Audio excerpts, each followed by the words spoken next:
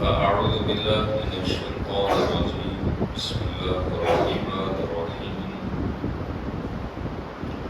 يا أيها الذين آمنوا كلوا من طيبات ما رزقناكم واشكروا لله إن كنتم إياه تعبدون وقال النبي صلى الله تعالى عليه وسلم طلب الحلال واجب على كل مسلم صدق الله وصدق النبي صلى الله تعالى عليه وآله وسلم۔ انتہائی عقیدت و ادب و احترام کے ساتھ سب سے پہلے نبی آخر الزمان سید الانبیاء امام الانبیاء آقا کائنات صلی اللہ تعالی علیہ وآلہ وسلم کی بارگاہ میں عقیدت و محبت کے ساتھ درود پاک کرنے اللہم صلی علی سیدنا مولانا محمد معدد الجود والکرم وآلہ الکرام وبنک الکریم وبارک وسلم صلاۃ و سلام علیک یا رسول اللہ صلی اللہ تعالی علیہ وسلم۔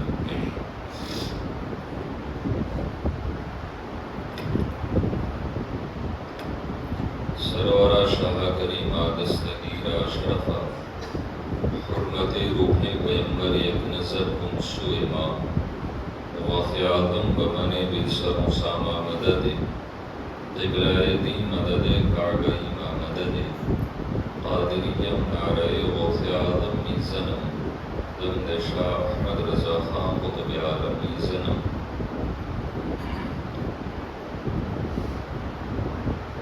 اللہ رب العزت نے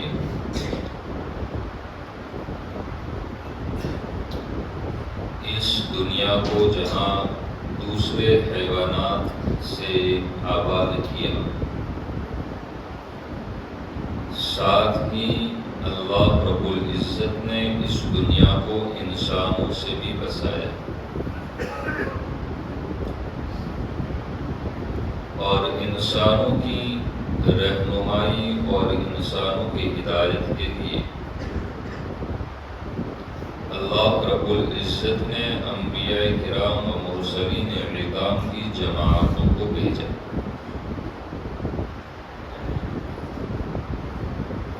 اللہ تبارک و تعالی نے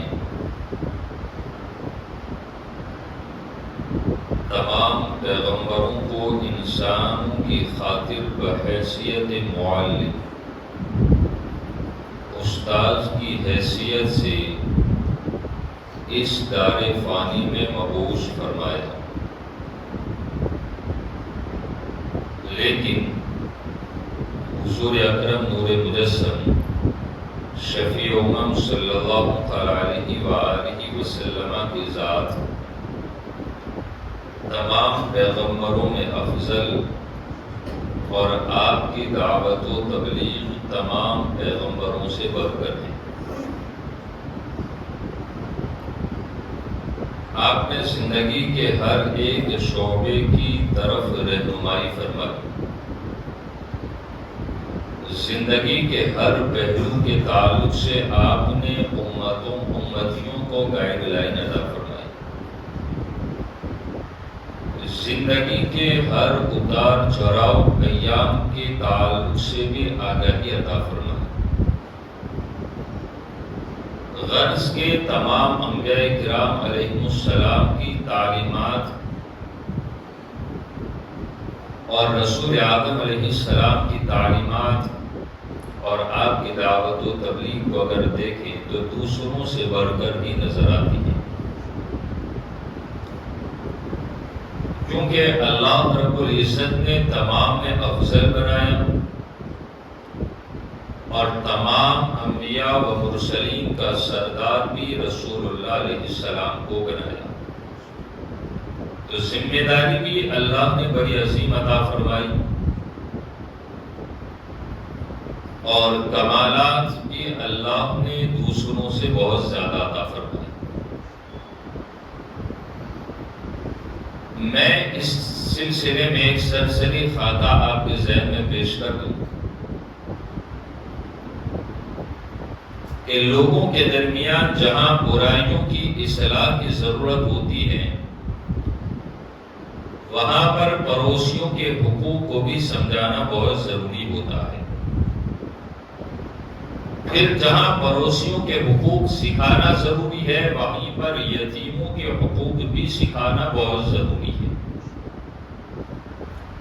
اسی کے ساتھ اگر آپ آگے چلیں تو جہاں پڑوس یتیم ان کے حقوق کو سکھانا ضروری وہاں پر بیواؤں کے حقوق کو سکھانا بھی بہت ضروری، اور ان تمام پہلوؤں کے اوپر اگر نظر کریں تو پھر اس کا نچوڑ یہ بنتا ہے کہ انسان کے اندر اخلاق کی اعلیٰ صفت ہونا ضروری ہے، اور اخلاق کی تعلیم بھی اگر کسی نے سب سے اعلیٰ عطا فرمائی ہے تو وہ نبی معظم صلی اللہ تعالی علیہ وآلہ وسلم کی ذات ہے۔ اب اخلاق کی بھی تعلیم ہونا سوسائٹی لوگوں کے درمیان بہت ضروری ہے، حسن اخلاق کی تعلیم۔ تو پھر ان تمام چیزوں کی تعلیمات کے ساتھ توجہ کرنا، اس لیے کہ باتیں سمجھ میں آ جائے گی تو میں سمجھتا ہوں کہ زندگی آپ کی تبدیل ہو جائے گی۔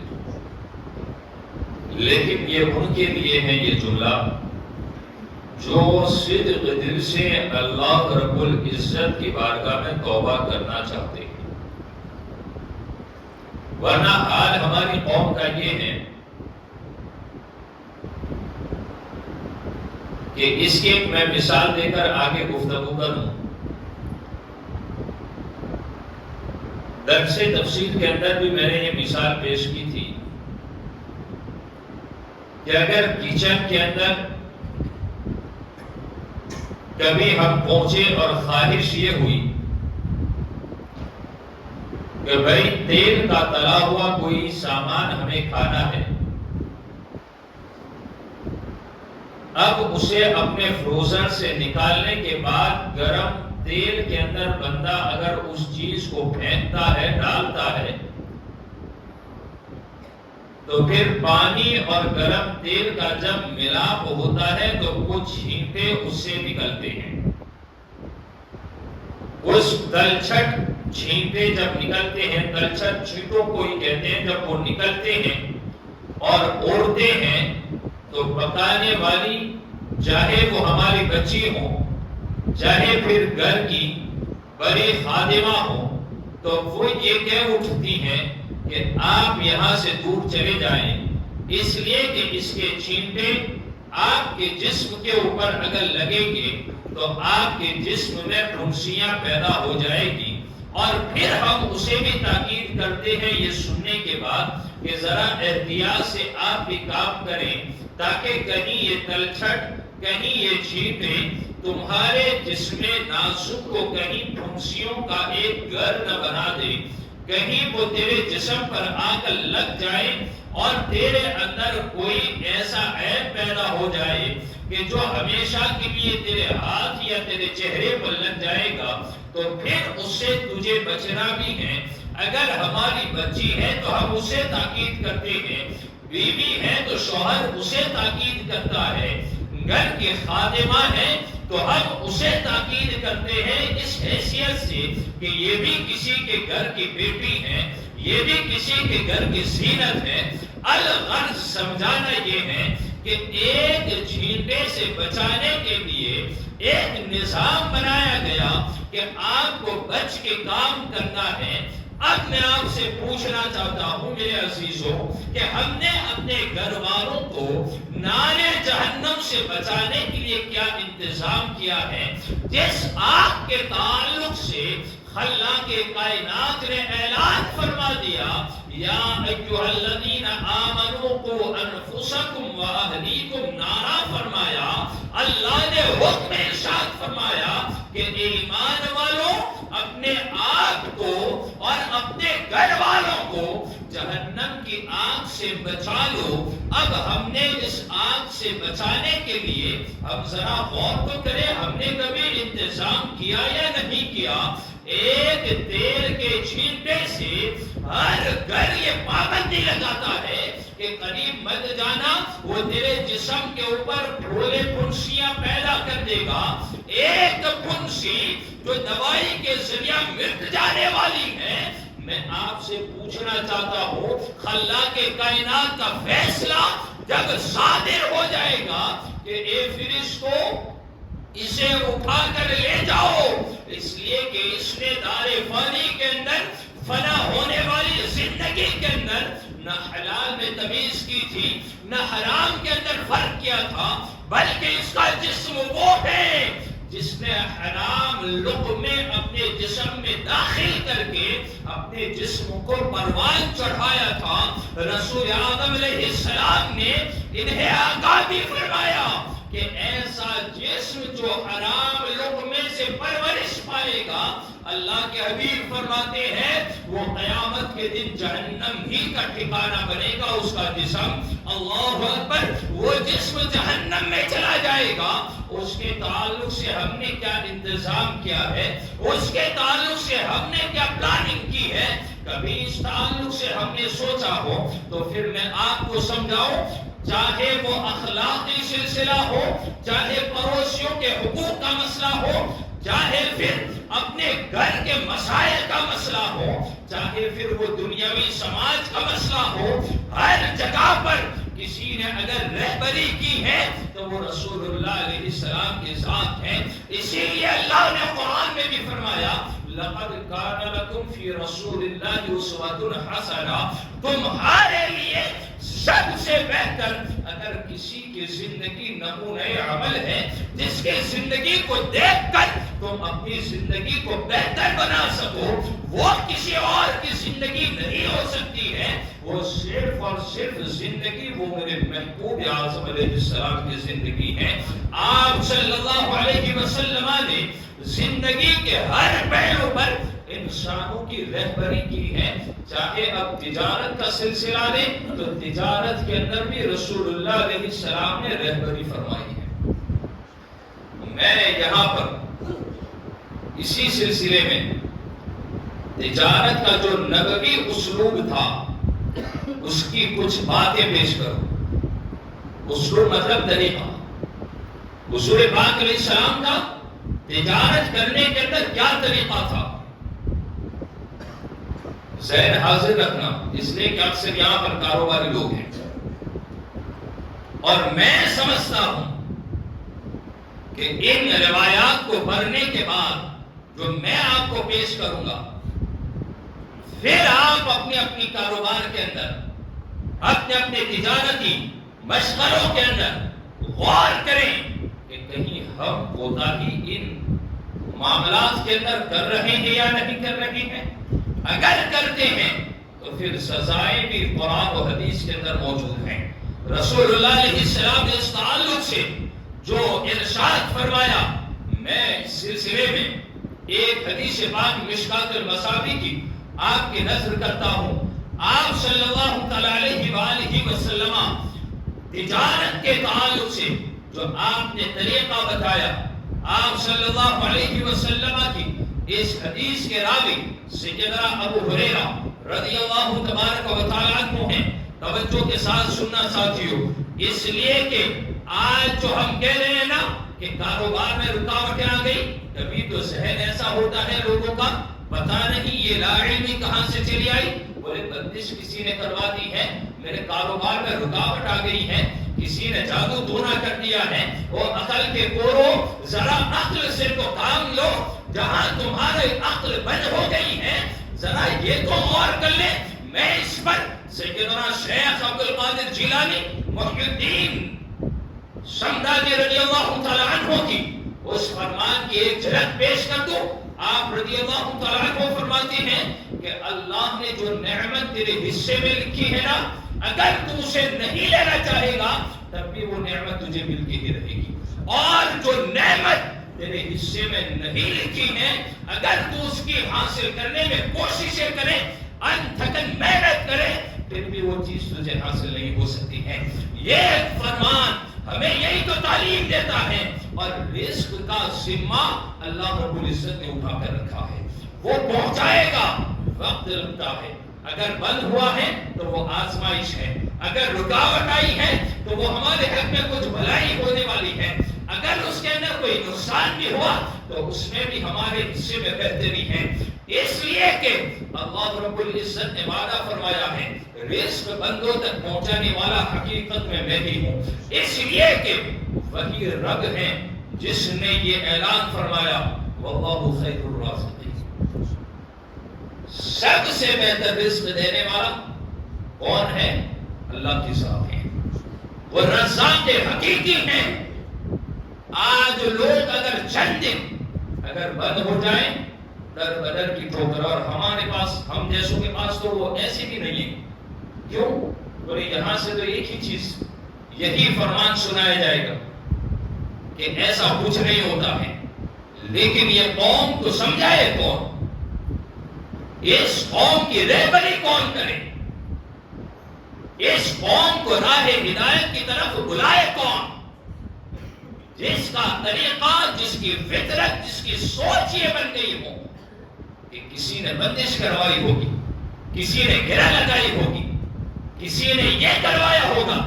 یاد رکھو عزیزو، اگر پہاڑ کی کوپ کے اندر بھی، پہاڑوں کے سوراخ کے اندر بھی اگر ہمارے نصیبے کا رزق لکھا ہے تو پھر وہ رزق ہم تک پہنچ کر ہی رہے گا، وہ رزق ہم تک پہنچے گا، اس لیے کہ گمان کبھی بندہ نہیں کرتا۔ میں اس تعلق سے فرمایا ہے میں نے، رزق وہاں سے ملتا ہے جہاں بندے کا گمان بھی نہیں ہوتا ہے کہ یہ کہاں سے آ گیا۔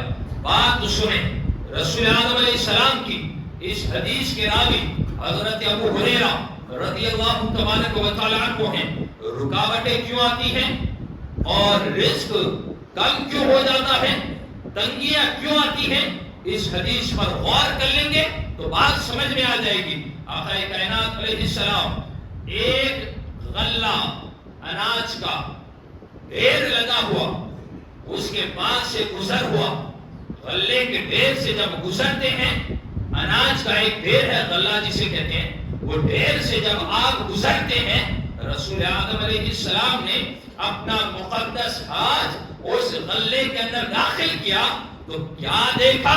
رسول اعظم علیہ السلام کے تعلق سے اس حدیث کے جو راوی ہیں سیدنا ابو ہریرہ فرماتے ہیں آقا کائنات نے جب ہاتھ کو باہر نکالا تو ہاتھ تر ہو گیا تھا، ہاتھ لیلا ہو گیا تھا، پانی اس کے اندر تھا۔ رسول پاک علیہ السلام نے اس بیچنے والے سے پوچھا کہ یہ اوپر اچھا اور نیچے ایسا کیوں ہے؟ ذرا توجہ کرنا، یہاں پر ہر کوئی اپنی اپنی الگ تجارت کے اعتبار سے غور کرتا چلے۔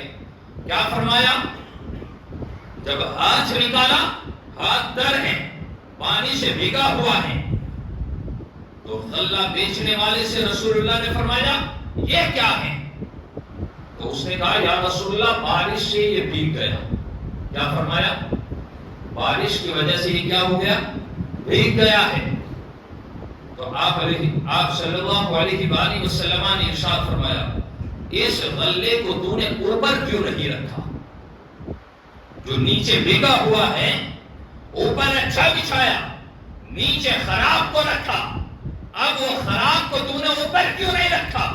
اچھے کی چادر کیوں بچھا دی؟ کیا کہتا ہے جانتے ہو؟ اس کے بعد فرمایا جس نے ہمیں دھوکہ دیا، رسول اللہ علیہ السلام کے یہ فرمان اس حدیث کے جو جملے ہیں، آقا فرماتے ہیں جس نے ہمیں دھوکہ دیا وہ ہم میں سے نہیں ہے۔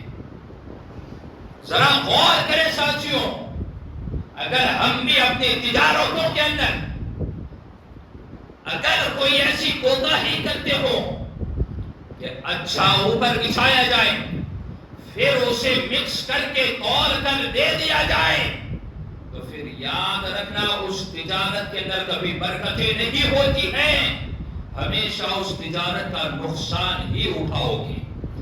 اس لیے کہ تجارت صاف ہونی چاہیے، تجارت کا مسئلہ بڑا اہم ہے۔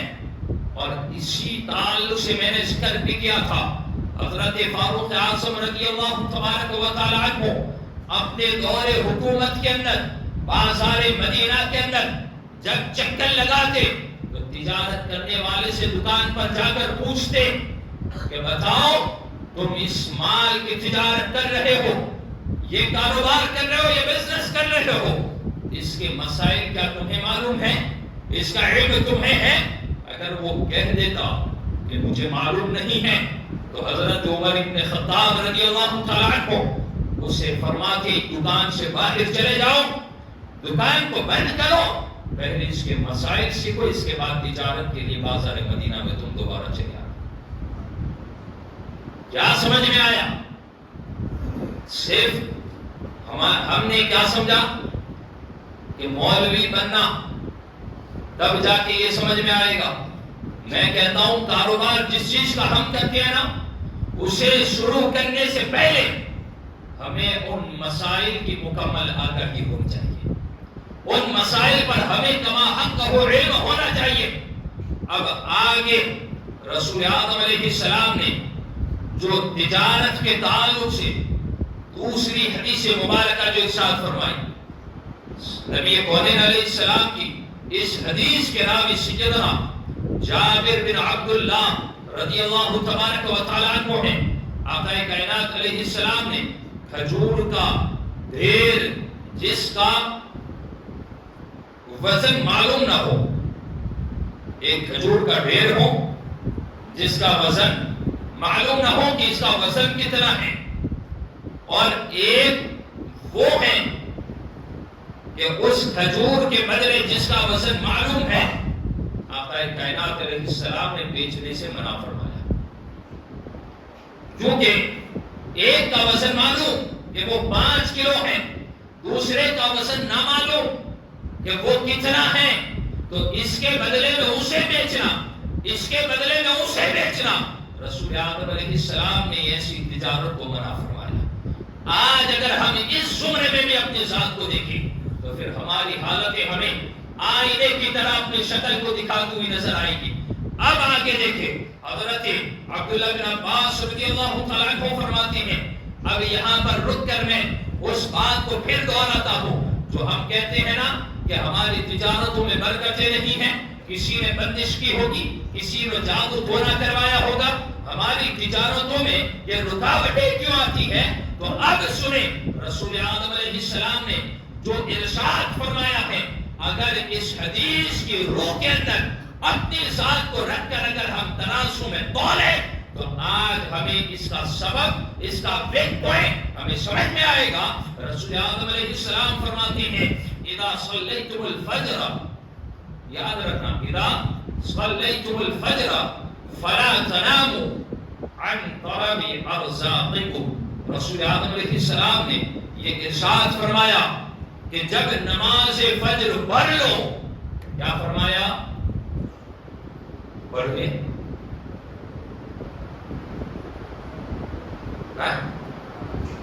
اذا صلیتم الفجر، عشاء نے کہا یہ بھی، کیا کہا؟ فجر کی نماز پڑھ لو۔ تو کیا کریں؟ پڑھنے کے بعد اب جو کرنا ہے نا، جو کاروبار میں بے برکتیاں ہو رہی ہیں نا، کاروبار میں کسی سبب سے رکاوٹیں پیدا ہوتی ہیں، اور اس کا علاج بھی اس حدیث کے اندر سن۔ رسول پاک علیہ السلام نے فرمایا جب نماز فجر پڑھ لو، اپنے رزق کی تلاش سے غافل ہو کر مت سونا، سو مت جاؤ۔ کیا کہا؟ یار یہ بندہ نماز فجر پڑھے تو سمجھ میں آئے نا کہ ہمیں اب کاروبار کی طرف نکلنا ہے، اور اگر نکل بھی جاتا ہے تب اس کا دوسرا رخ جو میں نے اپنے کم علمی سے جو سمجھا، اگر نکلتا بھی ہے کاروبار کے لیے نماز فجر سے پہلے، تو پھر کاروبار کے اندر اتنا مشغول ہے خریدنے میں کہ نماز فجر غائب ہو جاتی ہے، نماز فجر غائب ہو جاتی ہے، اور پھر ہم کہتے ہیں ہمارے رزق میں برکتیں نہیں ہوتی۔ بندشیں کسی نے کروائی، کسی نے بندش نہیں کروائی ہے، وہ نماز فجر جو ہم نے چھوڑنے کی عادت بنائی، اور کھراٹے لے کر ہم 10 بجے تک بستر استراحت پر سو چکے ہیں، اور تجارت پر ہمارا کوئی بھی دھیان نہیں، تو پھر اس تجارت کے اندر کبھی تم نفع نہیں اٹھا سکتے ہو، اس لیے کہ رسول محمد نے فرمایا نماز فجر پڑھو اور اس کے بعد اپنے رزق سے غافل مت ہو اور غافل ہو کر مت سو جاؤ۔ اب یہاں پر جب ہم اپنی حالت پر غور کریں تو ہماری اکثریت اس بات میں پھنسی پڑی ہے کہ نمازیں تو غائب ہی غائب ہیں، اور پھر جہاں پر ہمیں تجارت کرنی ہے اس سلسلے میں بھی ہماری کوتاہیاں۔ اب یہاں پر جو میں نے موضوع بنایا تھا کہ رسول پاک علیہ السلام کی اس حدیث کو عن انس بن مالک رضی اللہ تعالی عنہ قال قال رسول اللہ صلی اللہ تعالی علیہ وسلم طلب الحلال واجب على كل مسلم۔ حلال رزق طلب کرنا ہر مسلمان پر واجب، ہر مسلمان پر کیا ہے؟ واجب ہے۔ میں اس بات کو اپنے ذہن میں رکھیں اور پھر فیصلہ کریں۔ ہمیں دوسروں کی بڑی فکر ہے، بڑے کئیوں کو تو بہت سی فکریں ہیں کہ یہ اس کے پاس کہاں سے آیا، یہ ایسا کیوں گھوم رہا ہے، یہ اس کی ترقیاں ایسے کیوں ہیں۔ دوسرے کی جاننے کی ضرورت نہیں ہے، ہم اپنی دیکھیں۔ ہم کیا دیکھیں کہ میں کس لیول پر جا رہا ہوں، میں کس اسٹیپ پر اپنے قدموں کو بڑھا رہا ہوں۔ ہم اپنا دیکھیں، ہمیں دوسروں کے گریبان کو جاننے کی ضرورت نہیں ہے کہ اس کا میرا ہے یا کیسا ہے، ہم اپنا جانتے ہیں۔ حلال تو کمانا کسے حکم دیا؟ ہر مسلمان کو۔ اب اگر ہم مسلم ہیں، ہم مومن ہیں، تو پھر ہم پر واجب ہے، ہم پر فرض ہے کہ ہم اسے حاصل کریں، محنت کریں۔ اب آپ دیکھیں جب مسلمانوں کا حال یہ ہے کہ وہ صرف پیسے کی فکر میں لگا ہوا ہے، اسے حلال و حرام کی کوئی تمیز نہیں رہی، بلکہ اس پر حدیثیں بہت زیادہ یہاں پر موجود ہے۔ میں سیدنا شیخ عبد القادر جیلانی قطب ربانی غوث سمدانی رضی اللہ تعالیٰ عنہ کی اس بات کو میں پیش کروں۔ آج ہم نے حلال و حرام میں جو فرق نہیں کیا نا، اس سبب سے بھی ہماری عمروں گھروں میں بے برکتیاں ہو رہی ہیں، اور ہم امید لگائی ہیں۔ میں بارہا کو جملہ دہراتا ہوں کہ حضرت امام محمد غزالی رحمۃ اللہ تعالیٰ علیہ نے جو فرمایا کہ بندہ کام تو جہنمیوں والے کرے اور طلب جنت کی رکھے، یہ کیسے ہو گیا؟ یہ کیسے ہو سکتا ہے؟ کام بھی تو وہ کرنے پڑیں گے کہ خدائے وحدہ لا شریک اور اس کا حبیب اعظم راضی ہوں، تب جا کر پھر بندے کو اللہ کی رحمت اور رسول اللہ کی شفاعت سے جنت کا حقدار بنایا جاتا ہے۔ ہم نے تو اپنی اس فانی زندگی کے اندر بھی اپنے بڑے مسائل کے اندر کبھی بھی شریعت کی باغ گور کو سنبھالا نہیں، بلکہ ہماری کیفیات یہ بنی، بلکہ میں بات کہیں نہ چلی جائیں۔ سیدنا غوث پاک رضی اللہ تعالیٰ عنہ کی بارگاہ کے اندر ابو المظفر نے آ کر 2 اشرفیوں سے بڑی ہوئی تھیلی، 10 اشرفیوں سے بڑی ہوئی تھیلیاں سرکار بغداد کی بارگاہ میں خادم اس کے لے کر آئے، وہ بھی حاضر ہیں، اور کہا کہ تحفہ پیش کریں۔ سرکار بغداد نے لینے سے انکار کر دیا، وہ سید الاولیاء ہے، ان کی نگاہ میں کیا کمال ہے جانتے ہو؟ آپ فرماتے ہیں اپنے قصیدے غوثیہ شریف کے اندر نظرت الی بلاد اللہ جمعا تخبطلت علی حکم انتصابی، نظر کا کمال تو یہ ہے، آپ فرماتی ہیں میں اللہ کے فضل سے اس کے تمام شہروں کو اپنے ہاتھ کی ہتھیلی میں ایسے دیکھتا ہوں جیسے رائے کا دانہ، رائے کے دانے کے برابر اللہ کے تمام ملکوں، تمام شہروں کو میں دیکھتا ہوں کہ اللہ نے مجھ پر بڑا فضل کیا۔ تو کیا آنے والا جو لے کر آیا ہے، کیا حضور غوث پاک کی نظر سے چھپ سکتا تھا؟ وہ کیا لے کر آیا ہے اور کس کا لے کر آیا ہے؟ سرکار بغداد رضی اللہ تعالیٰ عنہ سے ہم محبت کرتے ہیں، صرف کھانا ہماری محبت نہیں ہے۔ سرکار بغداد سے محبت کا یہ بھی طریقہ ہونا چاہیے، جو سرکار تعلیم عطا کرتے ہیں اس کو پابندی سے عمل کریں۔ سرکار بغداد نے اس ابو المظفر سے کہا لے جاؤ، اسے قبول نہیں ہے مجھے۔ کیا کہا؟ 10 تھیلیاں تھی، سونے کے سکے بڑے ہوئے تھے، سے پاک نے کیا کہا؟ لے جاؤ. اصرار کیا، ضد کیا اس نے. حضور قبول فرما لے، میری طرف سے ادنا سا تحفہ ہے. سرکار بغداد نے دونوں ہاتھ میں ایک ایک تھیلی کو اٹھایا اور اٹھانے کے بعد زور سے دبایا، نچوڑا تو دونوں تھیلیوں سے خون نکل پڑا تھا، خون بہ رہا تھا. اب سرکار بغداد جو فرماتے ہیں اس پر غور کریں. سرکار بغداد رضی اللہ تعالیٰ عنہ فرماتے ہیں کہ لوگوں کے حقوق کو غصب کر کے، ظلم کر کے تم اس مال کو میری بارگاہ میں تحفۃ پیش کر رہے ہو جو لوگوں کا حق مار لیا گیا ہے. ہم اپنے مالوں پر بھی غور کر لیں، ہم اپنے گھروں میں بھی خیر و برکت کے تعلق سے اس پر بھی غور کریں. رسول اللہ نے فرمایا طلب الحلال واجب علی کل مسلم. حلال رزق طلب کرنا ہر مسلمان پر واجب ہے. ہم کسی کی نہ دیکھیں، ہم مسلمان ہیں، ہم اپنے کو دیکھیں. ہر کوئی اگر اپنے کو دیکھتا چلے جائے گا، میں سمجھتا ہوں کہ انشاءاللہ کریم سوسائٹی سے یہ حرام کی لذتیں ختم ہو جائے گی اور حلال کی مٹھاسیں موجود ہو جائے گی. اس کے لیے کوشش کریں رسول اللہ کی تعلیم کی طرف آنے کی. کامیابی چاہتے ہیں تو پھر نمازوں کی پابندی، اس کے بغیر کامیابی نہیں ملے گی. دل کو پاک کریں، اللہ کا خوف پیدا کریں، زبانوں میں سچائی لائیں، جھوٹ سے بچیں اور تجارت کے اندر بھی جھوٹ سے بچیں. میں اس سلسلے میں آئندہ انشاءاللہ حدیث ذکر کروں گا.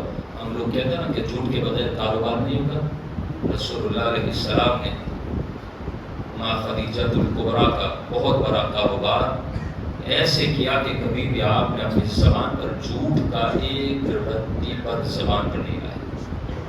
وہ معصوم، وہ ہمیں بھی تعلیم دیتے ہیں. اس لیے عزیزوں، رزق میں برکت، گھر میں برکت تو صرف ایک ہی چیز سے ہوگی، نمازوں کی پابندی اور شریعت مطہرہ کی پابندی کر لیں. انشاءاللہ کریم تمام چیزوں سے آپ کی زندگی ہمیشہ دور رہے گی مصیبتوں سے. اگر اس پر مجھے آپ کو عمل کی توفیق عطا فرمائے. دوران گفتگو عبادت انشاءاللہ آپ سے معامل خطا ہوں. اللہ کی بارگاہ میں توبہ کریں. استغفر اللہ ربی من کل ذنب واتوب الیہ وما توفیقی الا باللہ. السلام علیکم ورحمۃ اللہ وبرکاتہ.